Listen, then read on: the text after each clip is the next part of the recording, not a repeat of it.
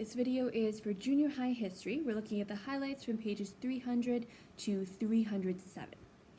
So on page 300, at 16.4, highlight Cuba in the header there, Cuba. And a couple lines down in that first paragraph, highlight Havana is the nation's capital. So no, Havana is the capital of Cuba. A little bit further down, find the bold term bee hummingbird. Highlight, it is the smallest bird in the world. So small, in fact, it has a wingspan of just 1 inch. So 1 inch is like that big. That's its wingspan from tip to tip when its wings are outspread. So tiny, tiny little bird. And then at the end of that first paragraph, highlight Cuba is probably best known as home of the first communist government in the Western Hemisphere. Not a very good thing to be known for.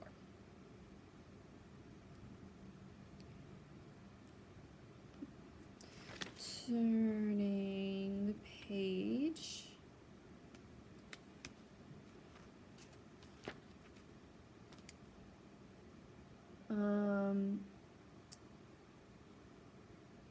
Okay, make sure that you complete all of your reading very thoroughly.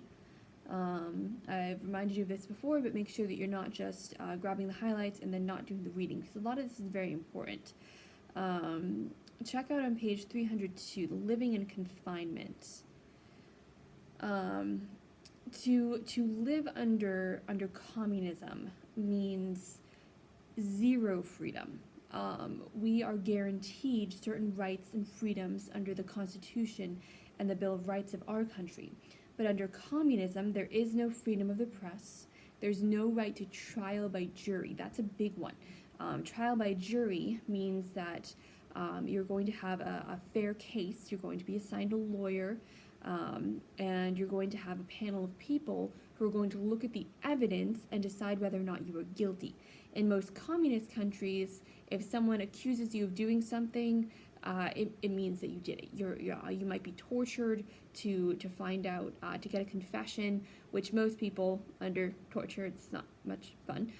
They'll confess anything just to make the torture stop, and then they're usually promptly executed because they confessed. So no trial by jury. The right to own property is taken away. You can't own your own land, your own house. Most people don't even own their own car. They're too poor for it. You lose the right to make a profit. Everything that you make goes toward the government. You lose the right to vote, even if there is an election, so-called, in a communist country. There's usually just one choice on it, the dictator. You have to vote for him. And you lose the right to fair treatment and freedom from fear. We have a quote there about Cuba. One person who escaped said, "To live in Cuba is to live in fear." When Fidel Castro, the dictator, took over 5,000 people were straight up just shot for not accepting communism, and others were beaten in public places. So imagine how terrible it would be to live there, to see someone get shot, to see someone get beaten in public, simply for not accepting communism.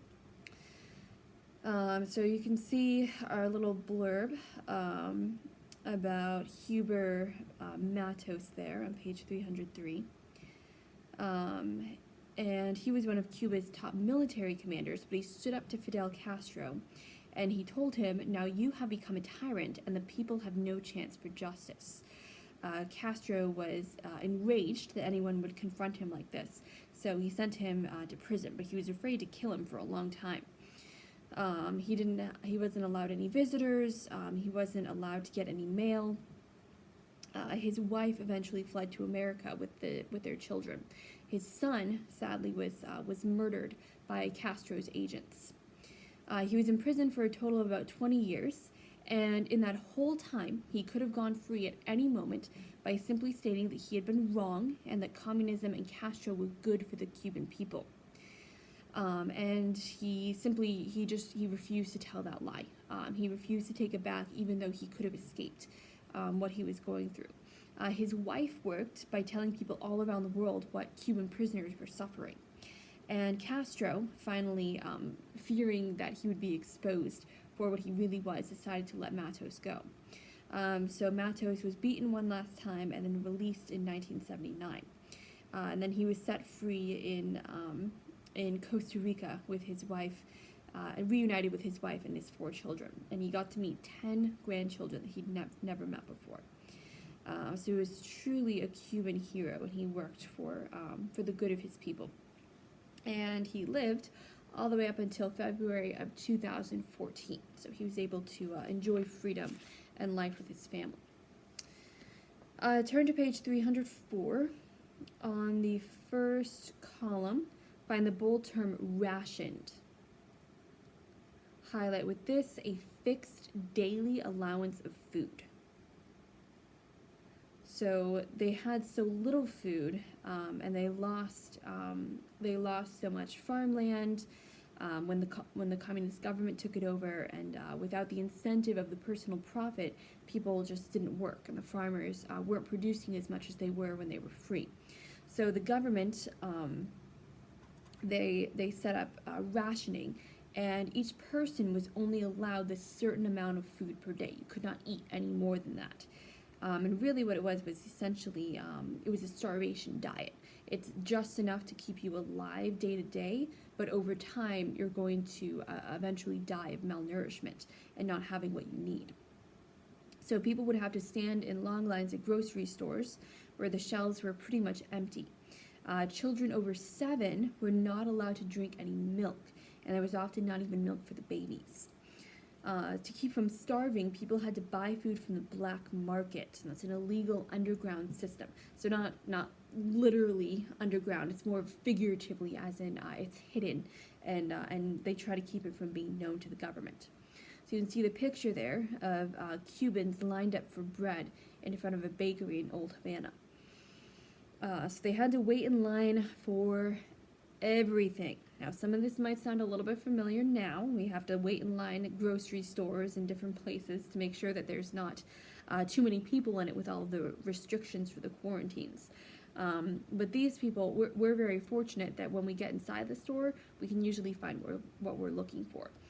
These people did not. They'd have to wait in line for hours a day for buses to take them to work, hours for food that they probably wouldn't even be able to get, and it was just a terrible, terrible time.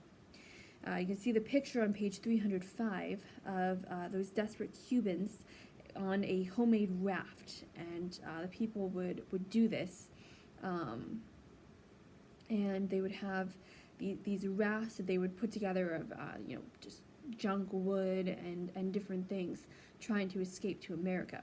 And Cuba is it's only about 90 miles or so away from Florida, so they would try to make those 90 miles across the open ocean all the way to Florida on those homemade rafts. And sadly, many of them sank before they could ever reach freedom. Turn now to page 306.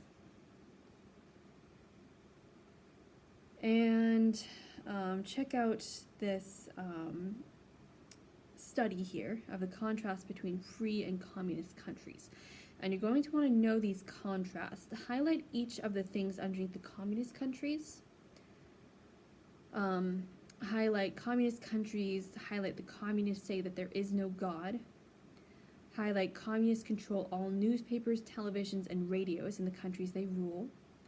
Highlight families have very little privacy. Highlight, according to communist teaching, property should be held in common.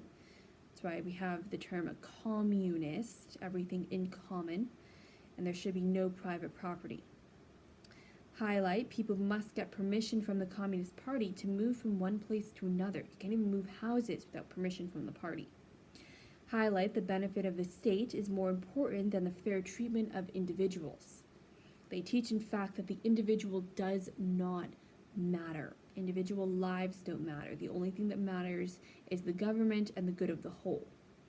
Which, if everybody is living badly, then the whole is living badly. Highlight number 7. People do not have the right to trial by jury. And the people may sometimes vote, but they can only vote for communists. So you will need to know these things for communism. All right, and then that is the last of our highlights there. Make sure you complete all of your reading, answer your homework questions. Let me know if there's anything you don't understand or anything you have a question on, and let me know if there's anything that I can help you with. Have a great day.